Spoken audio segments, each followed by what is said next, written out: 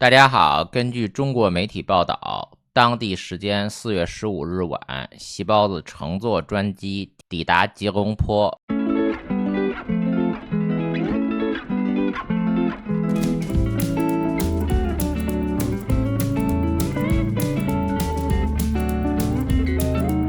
应马来西亚最高元首伊布拉辛邀请，对马来西亚进行国事访问。细胞子发表书面讲话，从影片中可以看到，细胞子说的每一句话基本都是在他的小本本上读出来的。根据马国媒体报道，细胞子的到访马来西亚如临大敌，警方以高级别反恐措施布防，甚至出动全频无线电干扰车全程护送细胞子座驾。而细胞子则自带红旗防弹轿车。4月17日，媒体报道，马来西亚总理安瓦尔称，马来西亚在美国关税威胁下与中国站在一起。同时，本次细胞子出访马来西亚，两国还签署了一系列涉及人工智能、铁路连接，甚至椰子出口的协议。无论中共的电视镜头把细胞子打造的多美，都无法掩饰这样的事实。细胞子会见马来西亚国王时，需要照着自己手里的小本本来念稿，不然他不知道说什么。就这样的水平，还要给全人类指明方向。有网友说呢，细胞子染上了新毛病。之前细胞子正式场合需要2个茶杯，这次出访东南亚，沿途自带一个大红靠垫。靠垫这件事情呢，不是细胞子自己带的，而是通过外交手段安排的。也就是说，细胞子闹出了一个天大的外交笑话。我们看，马来西亚总理安瓦尔背后也有一个靠垫，也就是说，外交讲求对等。细胞子背后放一个靠垫呢，人家没办法，只好给马来西亚总理安瓦尔背后也放一个靠垫呢，要不然还显得细胞子特殊吗？高人一等啊！在外交场合是不可以这样的。也就是说，中国通过外交交涉才为细胞子争取到了这个靠垫啊。这不是细胞子自己带着靠垫啊，两个人都有靠垫啊。我们看柬埔寨啊，洪森背后有一个靠垫，细胞子背后也有一个靠垫，这都是外交对等，不能自己带靠垫啊。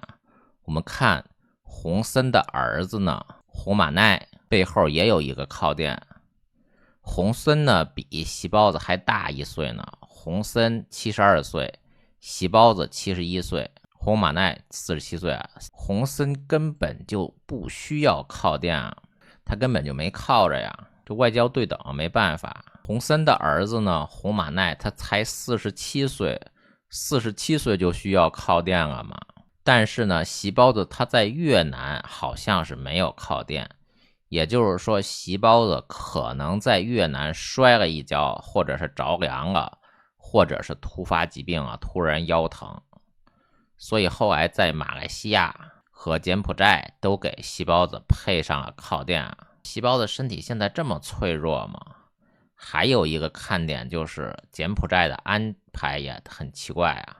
迎接的时候呢，是柬埔寨国王去迎接的细胞子，走的时候呢，柬埔寨国王没有去。国王呢，名义上是柬埔寨的元首，洪森呢是柬埔寨人民党主席和参议院院长，相当于中国的总书记兼政协主席啊。那国王就相当于中国的国家主席啊。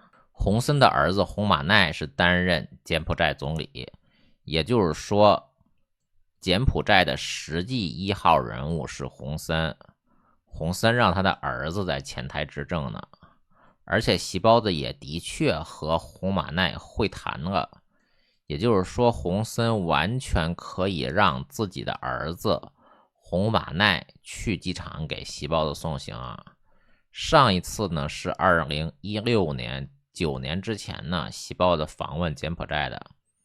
上一次柬埔寨国王和洪森都没有去机场迎接和送别细胞子，都是比较低级别的官员。这一次不知道为什么搞这么大的阵仗啊！越南、马来西亚、柬埔寨3个国家的档次分别是越南的接机和送机的都是越南国家主席梁强啊。梁强在越南政治局排名第2，我们视为越南的2号人物啊。马来西亚呢是接机的总理安瓦尔也是2号人物呢。送机呢新闻联播没有报道，我们推测就是可能没有人去送细胞的，没有高级别的官员去送细胞的。柬埔寨呢是国王和洪森接机的。国王呢是柬埔寨名义上的国家元首，但是洪森呢是柬埔寨实际的1号人物啊。也就是说，就洪森没有必要去送细胞子，而且送机的时候还搞一个阅兵式，也是莫名其妙。一般接机搞阅兵式嘛，洪森完全可以让自己的儿子洪马奈去送啊，去送细胞子。或者要给礼遇的话，可以让柬埔寨国王去送细胞子，要么就是这个细胞子告诉洪森自己要下台了，这可能是最后一次见洪森啊，所以洪森才去机场送别的。美国《华尔街日报》引述知情人士报道，中国当局已经告知国内航空公司暂停订购新的波音飞机，并要求在接收飞机订单之前先取得批准。不过，分析指这一新的禁令将对中国本土飞机制造商中国商飞产生不利影响。报道指出，多年来波音一直是美国对华最大的工业出口商。美国国际贸易管理局的数据显示，去年美国向中国出口了价值近120亿美元的飞机、航天器、零部件，而从中国进口这类产品的金额几乎为0。中国商飞的主要商用机 C919 之所以适航，也是因为采用了美国公司的关键技术。中国商飞在国际上大力推销 C919， 包括去年的新加坡航空展，但是至今没有出现任何外国交付的宣布啊。在中国国内呢，也只有约16架 C919 投入商业营运。以中国国航为例呢，截至去年底，该公司拥有3架 C919， 占其930架的机队呢总比例不到 1%。美国银行分析师在一份报告中指出，与许多其他行业不同呢，商用航空航太业并没有依赖中国的低成本制造啊，没人敢用啊，这飞机安全第一啊，并对北京能长期抵制波音的说法表示怀疑。如果中国停止从美国购买飞机零部件， C919 项目将陷入停滞甚至终结啊。82家主要供应商，仅14家中国公司呢。2020年一份有关 C919 的报告提到， C919 的82家主要供应商当中，只有14家是中国公司，其中一半是外资合资企业。虽然中国现在拥有了更多的中国的供应商，但这仍然是一款依赖西方技术的飞机。华尔街日报的报道说，尽管北京当局施压中国航空公司购买中国商飞的飞机，但是分析师认为，中国商飞的产品目前对波音和空中巴士未能构成太大的威胁。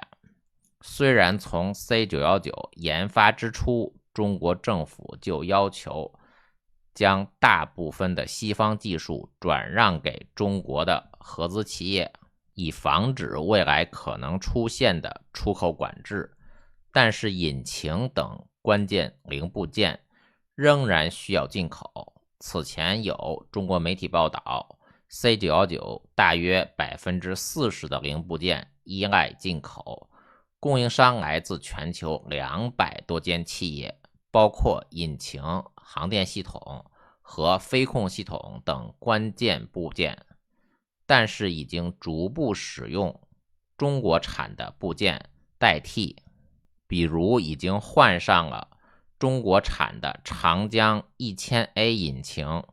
预计到2027年 C919 的年产量将达到150架，2028年中国产的比例将超过80%。受关税影响，一些中国工厂只能从原来的出口转内销，但是价格直接降到骨折价。商人王子灿称，出口的洞洞鞋他收过来几毛钱，出口美国的手办能卖到好几十，在这里只能卖到几毛钱。还有各式各样原本出口的衣服也是成吨卖。另一个例子是苏州莱佛利家纺工厂，主要生产毛毯和四件套。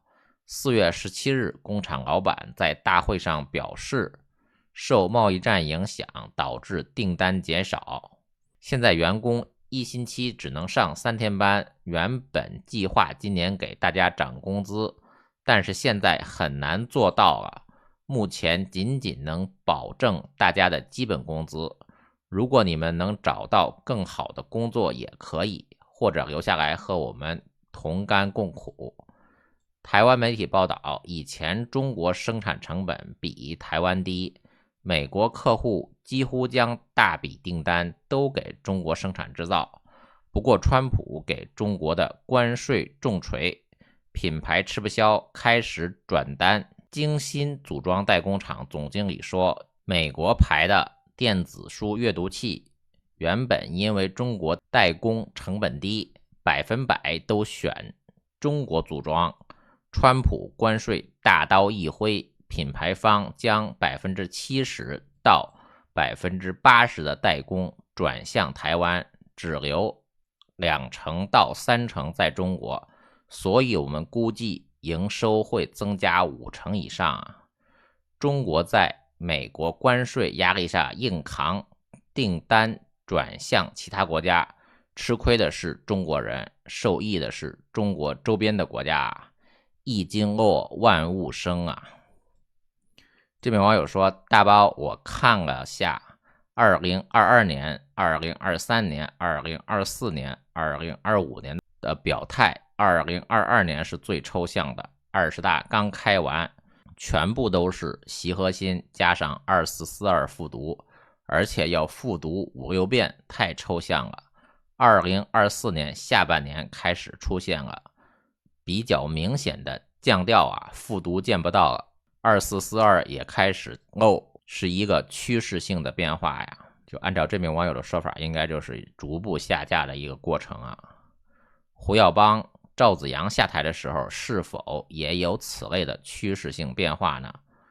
他们可能会不一样吧，毕竟从未成为核心啊。我的回复是，华国锋呢下台之前应该有1年还是1年半，一直在人民日报上面装啊，一直是假装还是最高领袖啊，实际上已经下台了。这位网友其实他没有提到华国锋啊，华国锋呢当时他比核心还厉害呢，他就完全继承了毛泽东的个人崇拜啊，可抽象啊。当时他直接就跟毛泽东一样挂2张像，一个毛泽东的像，一个华国锋的像并排着呀。赵紫阳肯定是没有变化呀，因为赵紫阳是64突然下台的。胡耀邦呢，他和细胞子也不一样啊，胡耀邦是1987年下台的呢，他已经下台2年之后呢，1989年胡耀邦突然死了，才导致64的。就说今年2025年细胞子下台，那么2027年如果细胞子嗝屁了，会不会导致新的6·4呢？2年之后呢，还会有多少人记得细胞子？还会有多少人觉得细胞子应该值得纪念呢？胡耀邦的死亡之所以能够导致6·4，就是因为胡耀邦的威望很高啊。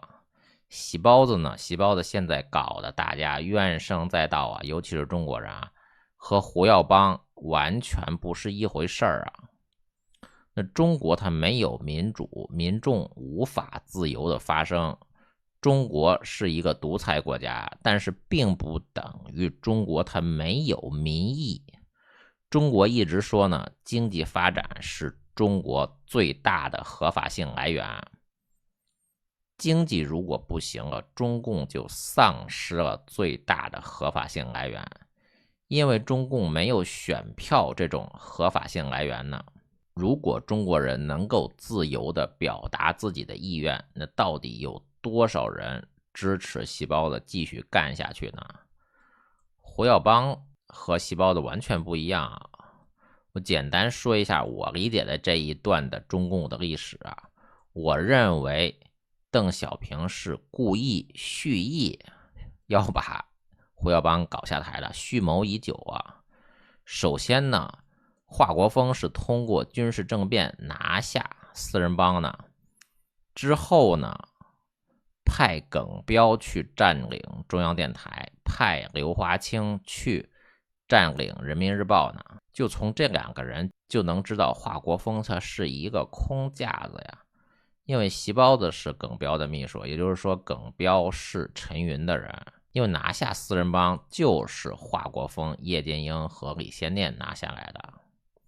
我们简单看这一句就能说明问题啊。这是李小林他的李先念的女儿吧，说父亲李先念替华国锋与叶帅接头啊。根据叶剑英身边的工作人员王守江和马锡金回忆，当叶剑英得知李先念突然造访的消息时，起初还犹豫着是否见面。叶剑英犹豫着要不要和李先念见面，这就说明李先念和叶剑英他不是一个派系的，李先念就是陈云的马仔呀。李先念他如果和叶剑英是一个派系的，为什么还要犹豫要不要见面呢？毕竟是发动军事政变这么重大的事情啊。当时呢，邓小平是什么职务都没有，就赋闲在家，和当年的袁世凯是一样的。而刘华清呢，他又是邓小平的人。刘华清是邓小平安排进常委，保证江泽民交班给胡锦涛的人啊。而且刘华清他提拔的吴胜利也是胡锦涛派系的。这个派系要从2头看啊，既要看谁提拔的刘华清，又要看刘华清提拔了谁。有3、4个人、10来个人来辅助判断这个人的派系呢，就更准确。就是说当时邓小平他虽然没有复出，邓小平他和袁世凯一样，虽然下野，但是军队他有人啊。拿下四人帮的李先念他就是陈云的人，所以邓小平复出啊，很可能是和陈云有政治交易的。简单说就是陈云知道自己搞不过华国锋和叶剑英啊，才把邓小平请出来的，目的就是为了要把华国锋赶下台啊。华国锋下台之后，他把党主席交给了胡耀邦，军委主席交给了邓小平啊，而叶剑英呢，他还是军委副主席。直到叶剑英死了之后呢，邓小平才和陈云合伙把胡耀邦赶下台的。胡耀邦下台纯粹是政治斗争啊，胡耀邦的民怨没有细胞的这么大，反而下台之后还有威望啊。赵紫阳是在1984年的5月26日给邓小平专门写过一封信，同时抄送陈云。这封信实际上就是打响了推倒胡耀邦的第一枪，也是打向胡耀邦背后的最致命的一枪啊。我们看这里头有邓小平，赵紫阳他不仅是给邓小平写信，还抄送了陈云呢。他为什么不抄送薄一波呢？就是赵紫阳的党内排名，他在邓小平和陈云后面，在薄一波前面啊。胡耀邦下台之后，赵紫阳接的总书记，陈云接替邓小平担任中顾委主任，那就看谁受益了。这摆明了就是邓小平和陈云把胡耀邦赶下台的。这件事情呢，它是蓄谋已久的。那现在席包子被赶下台，它也是政治斗争，但是席包子的名声它没有胡耀邦这么好啊。所以可能对比华国锋更相似。好的，谢谢大家。